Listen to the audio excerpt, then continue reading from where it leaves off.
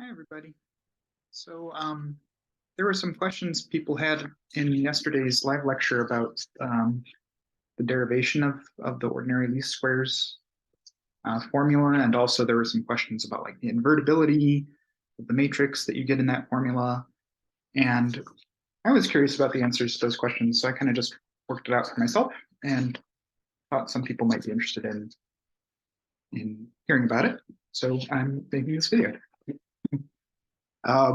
Okay, so first I thought I would start with a review just of the concept of derivatives in one dimension. So in one dimension, I have a function that takes a single real input and returns a single real output. And I'm sure we're all familiar with this. We could visualize such a function using its graph. Now, if I have some input here, x, then let's see here. The tangent line would look something like this, roughly. And for purposes of generalizing derivatives to more dimensions, instead of thinking about it quite so geometrically as like a line, I'm just going to think about it in terms of inputs and outputs. Okay, so I've got an input x, I'm returning some output f of x here. And derivatives are kind of all about, if I jiggle my input a little bit, what will the effect on the output be? Okay, so if I have this input x and I jiggle it a little bit by adding h here, so I'm going to add an amount h, where I end up here is at x plus h.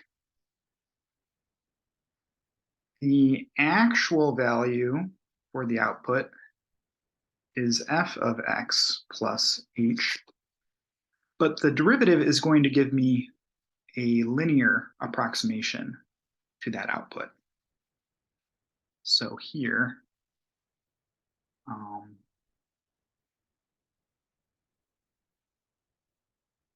yeah, maybe I should kind of blow this picture up, but this will be my linear approximation as a result of this modification of the input. So what we want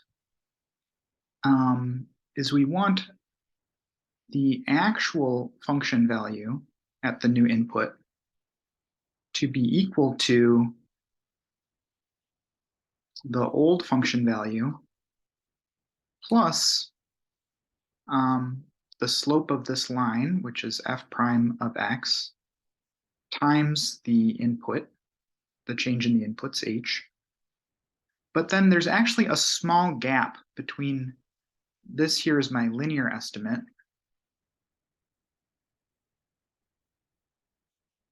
or really my affine estimate, because I've got a constant term here. But then I have this little error term.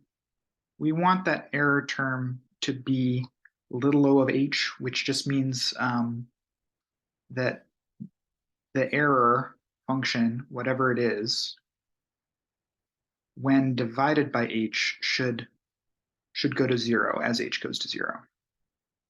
Okay, so this is just a way of saying that the error between this linear estimate and the actual function value is very small compared to h.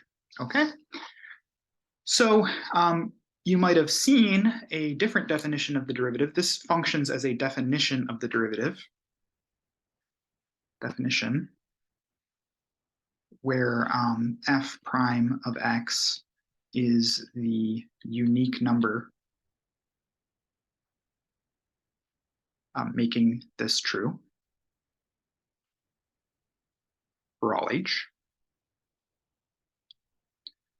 Okay, you might have seen a different definition, but if you take this and you kind of just rearrange it,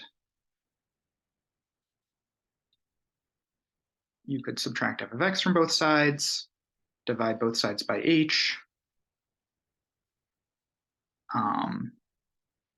and subtract this little o of h from both sides as well, and we would get f prime of x is equal to this thing. Well, if I take the limit of both sides of this thing as h goes to 0, I kind of recover the usual definition of the derivative that you might be more familiar with. And again, when this gets divided by h, it goes to 0. The limit of this thing still goes to 0, right? So minus just 0 goes away. So, but I think that this perspective, which is more kind of geometric, you're thinking about a slope connecting these two points, and you're taking a limit. That's great for single variable calculus, but for multivariable calculus, it's a lot better to think about the derivative as kind of a rate of change, where when I modify my inputs by a certain amount h, I have my old output. My new output is approximately my old output plus this rate of change times the change in my input values, right? With some small error that goes to 0 quite rapidly as h goes to 0.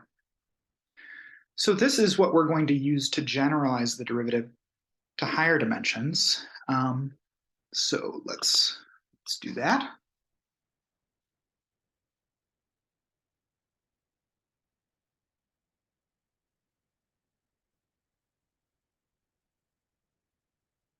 This is the gradient vector. I could do kind of the general multivariable derivative, but for this particular problem, we're only going to need kind of a special case, which you might be a little more familiar with. So in this context, I have a function which has n variables now, n real dimensional inputs. But I'm still going to have my output be one dimensional, okay? So this is just returning a single number. If I did have a multidimensional output here, the derivative would end up being at a point, would end up being a linear map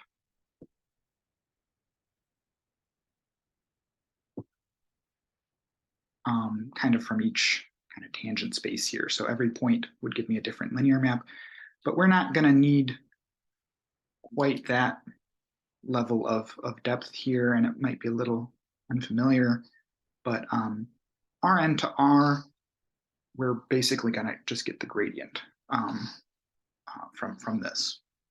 So same kind of idea. Now my input, this x is an n-dimensional vector. I want to vary that by some small n-dimensional jiggle in the inputs. And I want my result to be still going to be close, since this is a small change. It should be close to the old output. But I'm going to end up with this gradient of f at x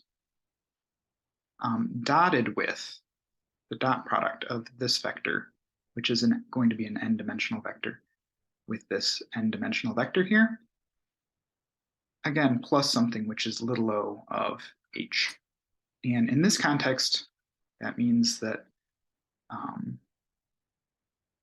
this is some function, which I'll call error, whatever this error function is, in absolute value. Since this is a vector, I take its absolute value, its length, and if I divide that by the length of the input, I can't divide two vectors, so I need to divide their lengths instead.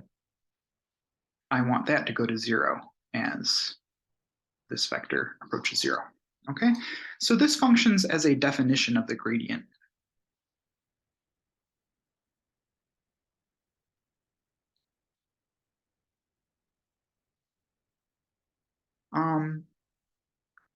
Okay, cool. And you've probably seen how this can be defined, like or computed. It can be computed using partial derivatives, right? The partial derivative in each of the different inputs are basically the components of this. It's not too hard to prove.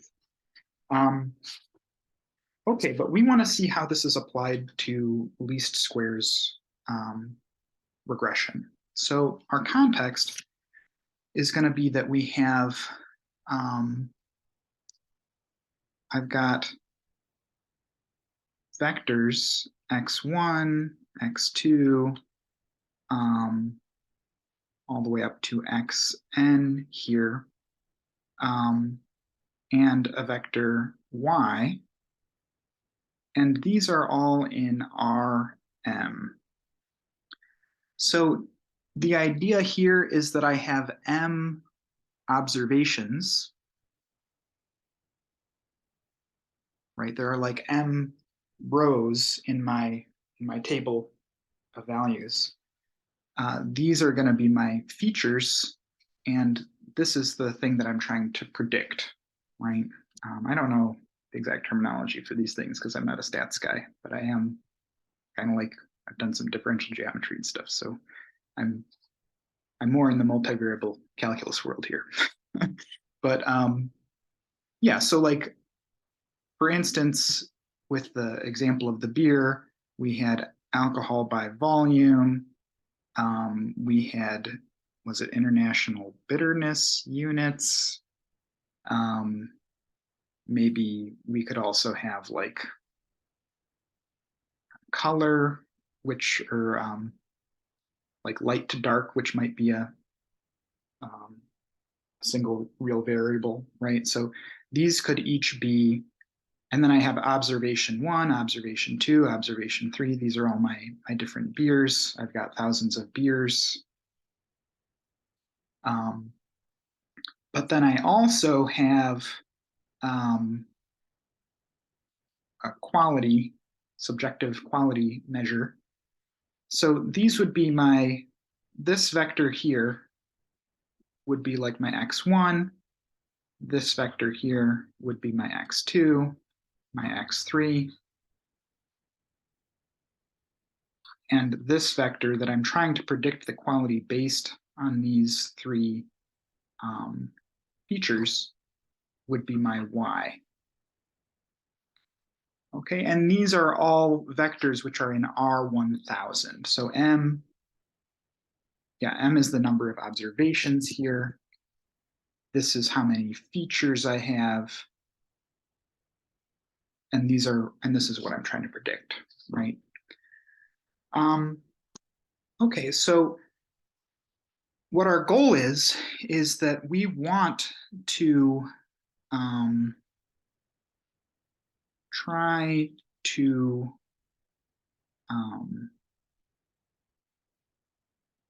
write this vector y as some beta naught plus beta 1 x1 plus beta 2 x2 all the way up to beta n xn.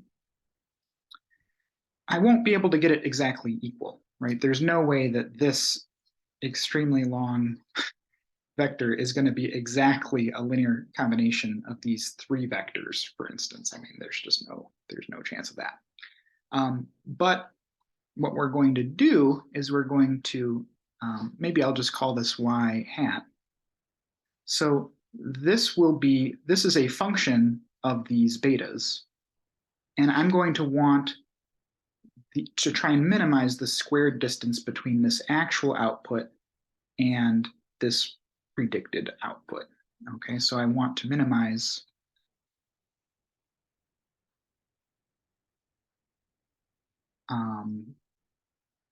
the square of the length of the difference. Maybe I'll just write it like this: the square of the length of the difference between these two vectors over the beta i's. Okay, one thing is that when I write B0, this is a constant plus a vector. What do I really mean by that? I really mean that this is just a column of all beta knots, right? So I'm going to put in beta knot times the vector of ones here.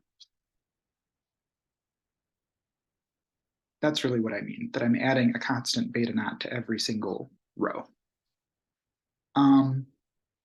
Okay, so we can try and reformulate this as a matrix equation.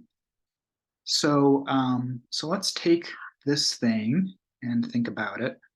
So I've got beta naught times this row of ones plus beta 1 times this, sorry, column, not row, times this column of x ones, which is like this column here, you know, plus beta 2 times this column, all the way up to beta n times this column.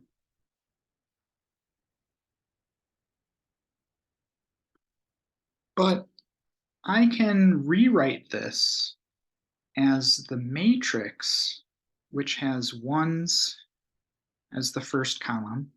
It has x ones as the second column, all the way up to x n's as the last column, multiplied, or this linear transformation is getting applied to the coefficient vector.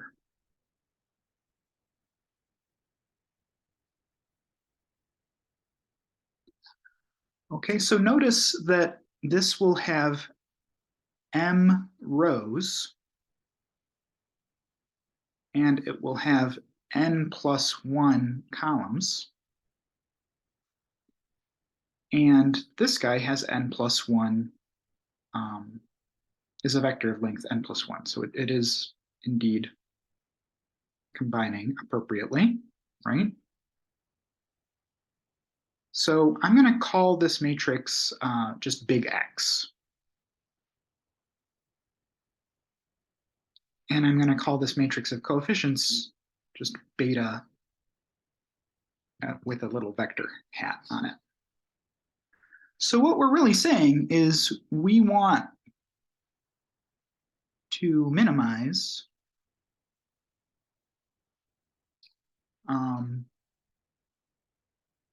we've got our vector y, which is our actual observed quality, or our observed, you know, the thing that we're trying to approximate, minus x beta.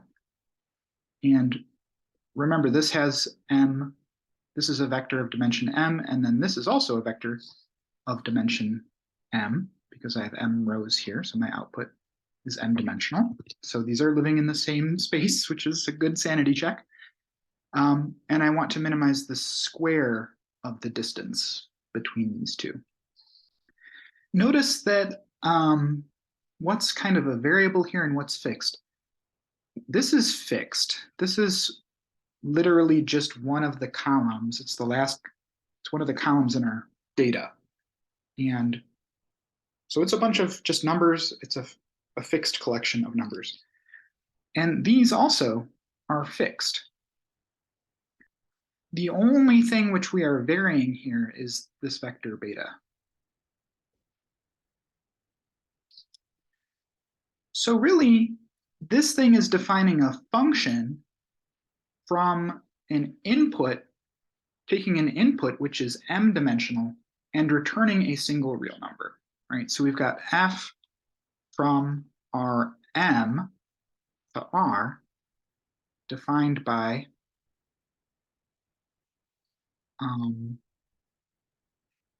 f of beta equals this guy. Okay.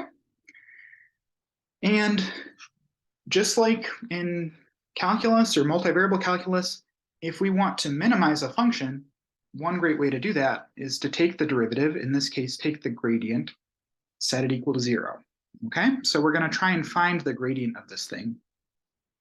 But we're going to use our definition of the gradient. Our definition of the gradient is that the gradient is a vector that makes this estimate hold. So if I jiggle my input a little bit, I want to see how my output changes from the original output. And ideally, it will be some vector dotted with my change in the inputs vector, plus some extra stuff that will be too small to care about, okay? So that's what we're gonna do here, is to compute the gradient of f at beta, we will compute f of beta plus a small jiggle to those coefficients.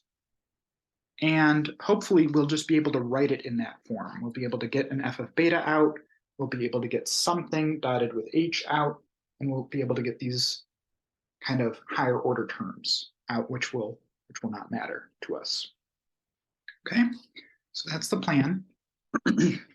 So let's just start doing algebra on this thing. So f of beta plus h is equal to, now I'm going to write this way.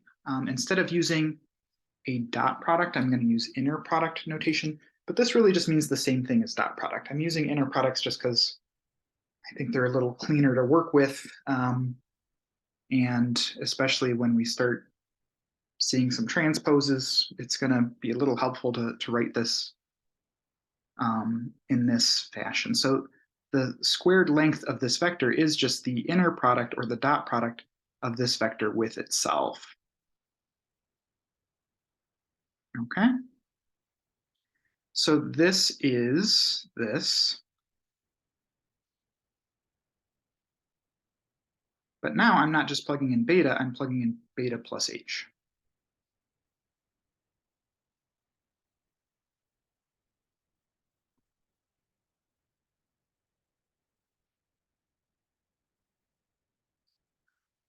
Okay, so we can use various facts about linearity and facts about inner products here. A matrix applied to a sum of two vectors is the matrix applied to each of the vectors independently and then added. That's really the definition of linearity, or part of the definition of linearity of a linear map, of which matrix multiplication is kind of the, it's how, this is why a matrix multiplication works the way it does, is to capture the linearity, the associated transformation. So I can distribute this x, in other words.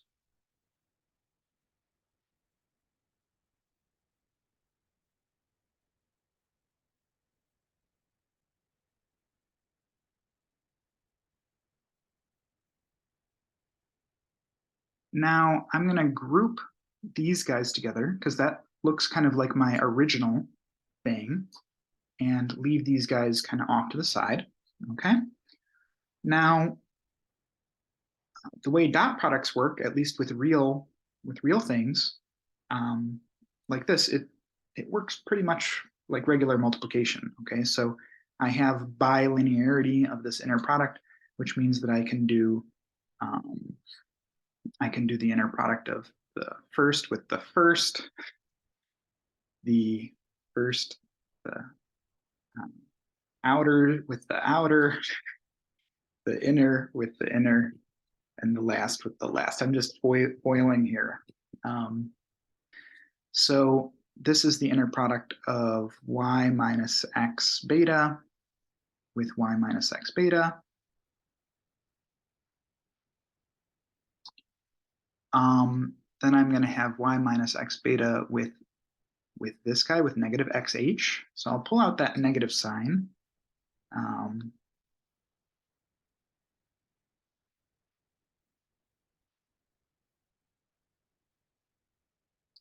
And then minus xh with this guy. I'll pull out the negative sign again.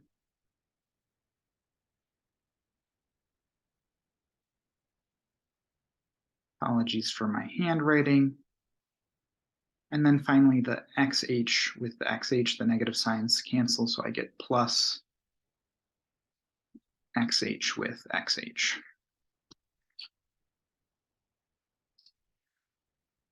Okay, so I'll do a little rewriting here. This, as I mentioned, is just my original function. So that's f of beta. That's really good because this is already starting to look like what we want. We want f of beta plus h to be equal to f of beta plus some gradient dotted with h plus some higher order stuff. This stuff is looking like the higher order stuff, right? Like h dotted with itself, that's higher order. So hopefully I'll be able to kind of figure out my gradient from looking at these two terms here. Now, these two terms, the dot product, the real dot product is just commutative. So I wrote these in these orders, but really these two terms are identical, okay? So I'm gonna write this as minus 2 times y minus, oh no, I must have, yeah, sorry, this should be x h here, not just h.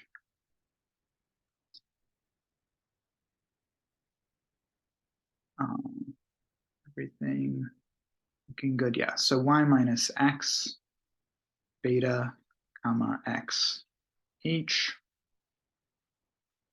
plus, I'll go ahead and write this as the norm of x h, guess I had hats on these guys, squared. And then just one piece of algebra to get rid of that negative sign and make it into a plus. So plus 2 times, and I'll switch the order of that guy.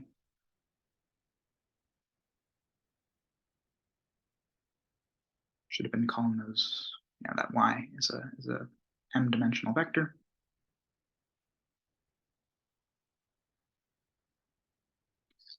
Okay, so this doesn't quite look like what we want yet because I've got this dotted with this, but that is not something dotted with h, which is what I need.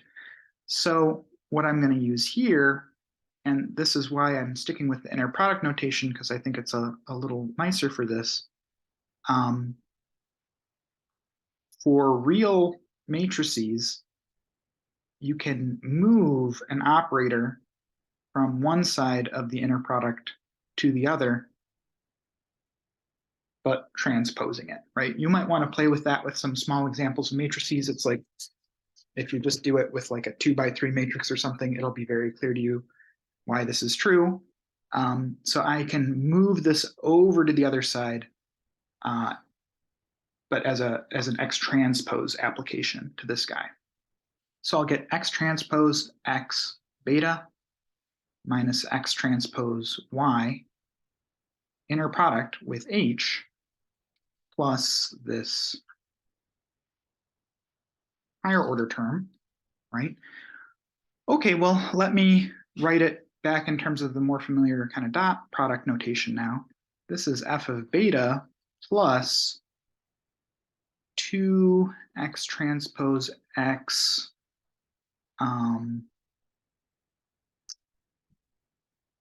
beta minus x transpose y, this whole thing dotted with h plus the length of this guy. Okay, so what we showed here is that when I take this function, which I'm wanting to minimize, and I take it at a particular, I've chosen some arbitrary list of coefficients, of beta coefficients.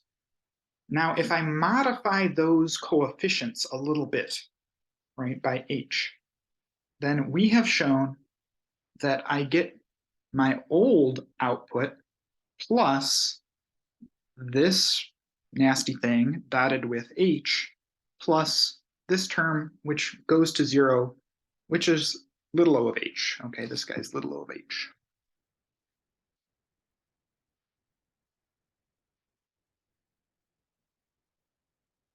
Okay, so using our definition of the gradient then, we have that the gradient of this function at beta is this vector.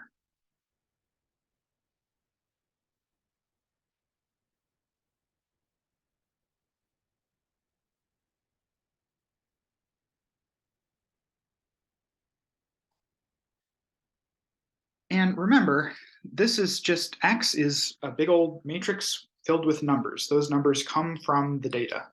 Y also, it's a column of numbers, fixed numbers that come from the data. So the only thing changing in this formula is the coefficients. So this is showing me how to find the gradient of this function depending only on the coefficients beta that we chose, right? Okay, so just like in regular calculus, if I want to minimize f, if I want to find beta, which minimize f,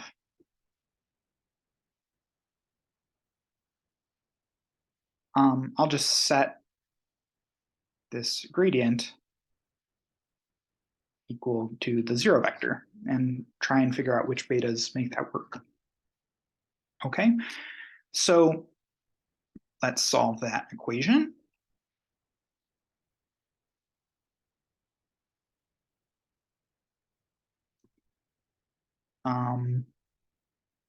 The 2 can be canceled, so this is going to be equal to this.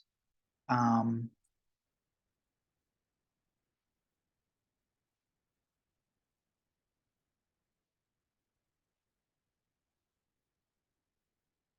I'm trying to solve for beta, so I'm going to put a little asterisk here. If this matrix is invertible, I could apply the inverse to both sides to solve this, right? So we get beta equals X transpose X inverse applied to X transpose of Y.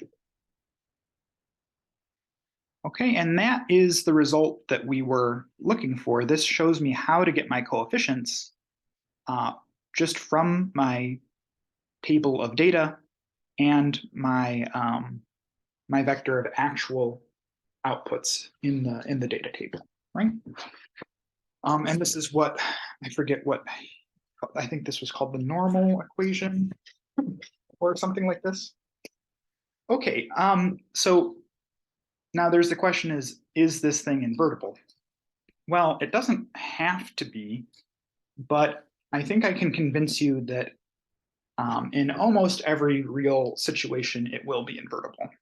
Okay, so let's try and argue that. Why is X transpose X almost certain to be invertible in a real life situation? Okay, well, first of all, I'm going to try to convince you. It might be good to kind of think just for a moment about like what's really going on here. So remember X is, I've got all these features.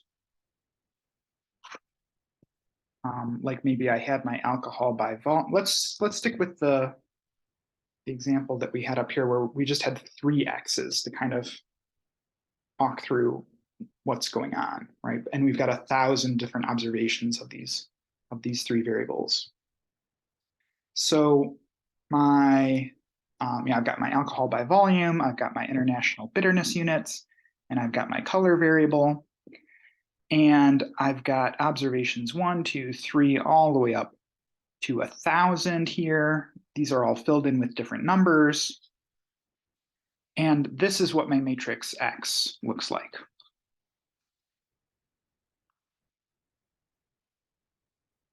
Okay, so X transpose would be 1,000, would have 1, 2, 3, all the way up to 1,000 columns, and it would just have 3 rows.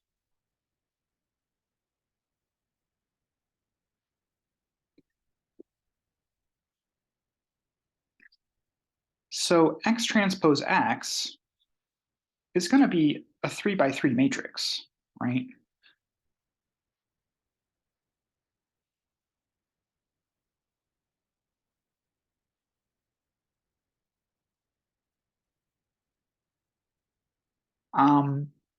And we're wondering whether this 3x3 matrix is invertible. Now, something really cool is that it turns out that the null space of this matrix is going to be exactly the same as the null space of this matrix. In other words, if there were some linear combination of these columns that gave me the zero vector, right? Or you could think if there were some input for each of these that gave me the zero vector out, then I would have exactly the same combination of these columns giving me the zero vector out.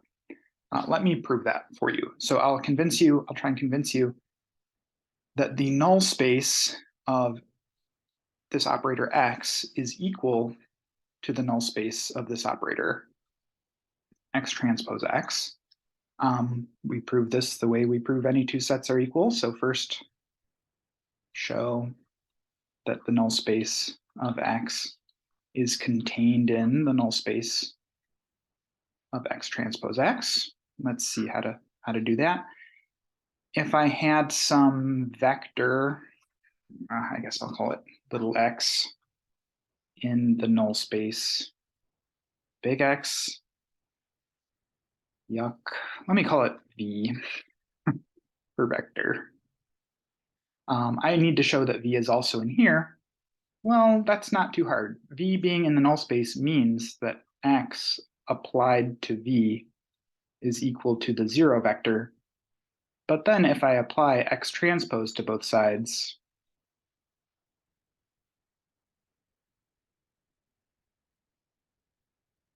well, any matrix applied to a zero vector is the zero vector.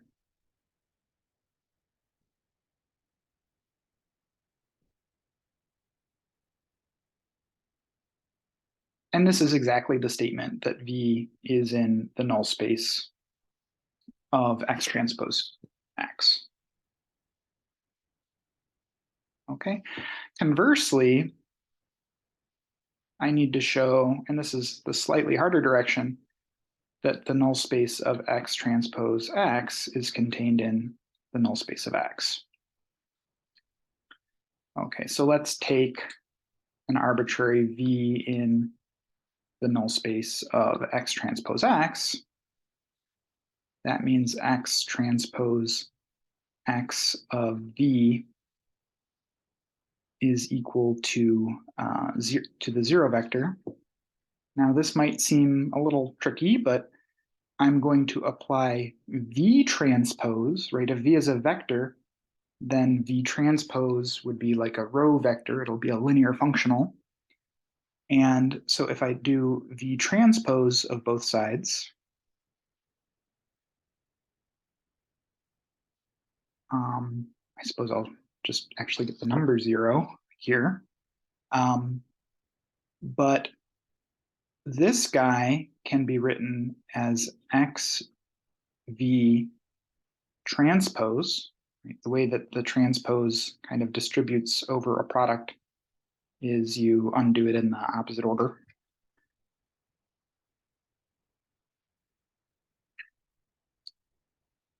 Okay, but the transpose of a vector applied to the vector is just the dot product. So this is this guy dotted with itself. But that says that the length of this vector squared is equal to 0, which says the length of this vector is equal to 0. But the only way the length of a vector can be equal to 0 is if it is the 0 vector. Okay, so we just showed that if V was in the null space of this operator, X transpose X, then V is also in the null space of just X, right?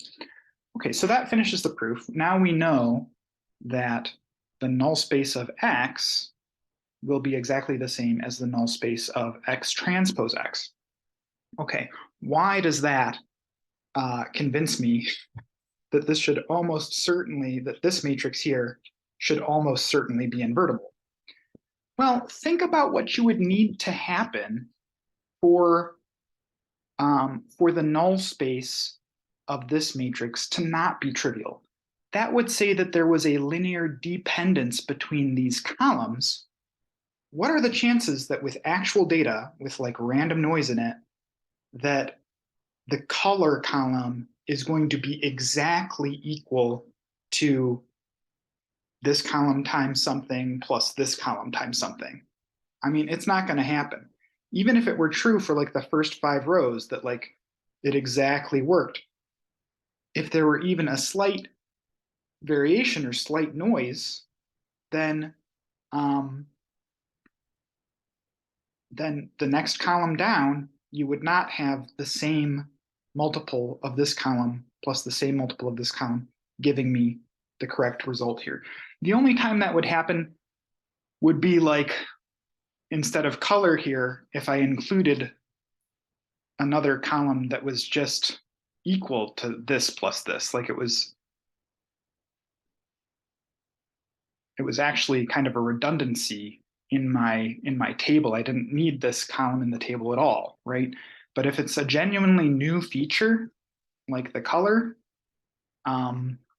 we should not expect there to be an exact linear relationship between this gigantically long vector and this one, right? So the null space of this should be 0 in essentially any real life situation. The null space of this operator should be 0, which would mean that the null space of this operator is also 0. And then by basic linear algebra, if I have a matrix from a space to itself, so if I have a square matrix and the null space is 0, that means it's invertible, right? So we should certainly believe that in almost any real life situation, this matrix would be invertible, and so this method should work. Now, as mentioned in the lecture, it's matrix multiplication might not be that computationally intensive, but taking the inverse is certainly going to be very computationally intensive. So for most applications, you wouldn't actually apply this formula if your data set is quite large. Instead, you're probably using something called gradient descent to find the minimum. So basically, you've got this function. Where is it? You've got this function here, which is taking this is the function we wanted to minimize, right? This is taking my coefficient and returning a real number. To minimize that, you could, instead of like actually computing it symbolically as we did, you could numerically approximate the minimum just by computing the gradient numerically at like a randomly chosen start value, and then just kind of follow your way down. You could imagine if this function, if this was R2 to R, this thing would look like a paraboloid, and you would be starting at some random guess on the paraboloid and then just iteratively finding your way down to the min somewhere. Okay, and that would be a lot more computationally efficient than computing this inverse matrix. Okay, for any of the mathematically curious folks in the audience, I hope that's helpful. Again, I just did this because I wanted to work out the theory for myself, and once I had worked it out and it wasn't too bad, I thought other people might want to see it too. Okay, thanks so much. Farewell.